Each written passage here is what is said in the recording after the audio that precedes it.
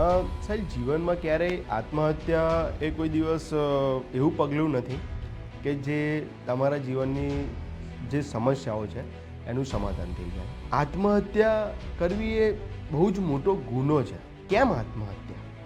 એટલે તમે જીવનમાં તમે હારી જાઓ છો, તમે હવે જીવનમાં તમારી પાસે કશું રહ્યું નથી, એટલા માટે આત્મહત્યા? કે હવે તમને એવું લાગે છે કે હું કશું કરી જ નહીં શકું, એટલા માટે આત્મહત્યા? તમને એક વાત કહું સાહેબ, સૌથી પહેલાં તો જીવનની અંદર જેનું સોલ્યુશન છે ને એ જ પ્રોબ્લેમ થાય, અને જેનું પ્રોબ્લેમ હોય ને એનું જ સોલ્યુશન હોય.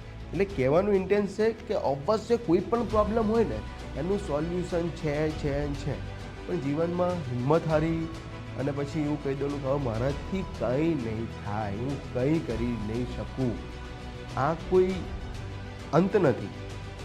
અને બહુ જ પોલાઇટલી કહું તો જીવનની અંદર ક્યારેય એવું ન માનવું કે બસ આજનો મારો દિવસ ખરાબ છે, હવે મારી પાસે કોઈ રસ્તો નથી, એવું ક્યારેય ન માનવું. કારણ કે અવશ્ય કોઈ તમારા જીવનમાં પ્રોબ્લેમ આવ્યો હોય ને તો એનેથી પહેલે કંઈક સોલ્યુશન હશે જ.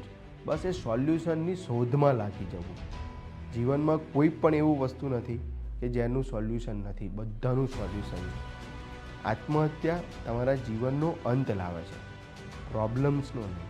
એટલે કારણ કે તમારા કદાચ જીવનની પાછળ ઘણા બધા વ્યક્તિઓ વેરવિખેર થઈ જતા હોય છે, અને ક્યારેય પણ કોઈ પણ હોય, માનસિક પ્રેશર હોય, આર્થિક તણાવ હોય, ક્યારેય પણ કોઈ દિવસ એવું ન માનવું કે હું આત્મહત્યા કરી. આત્મહત્યા એ તમારા પ્રોબ્લેમ માટેનું કોઈ સોલ્યુશન નથી.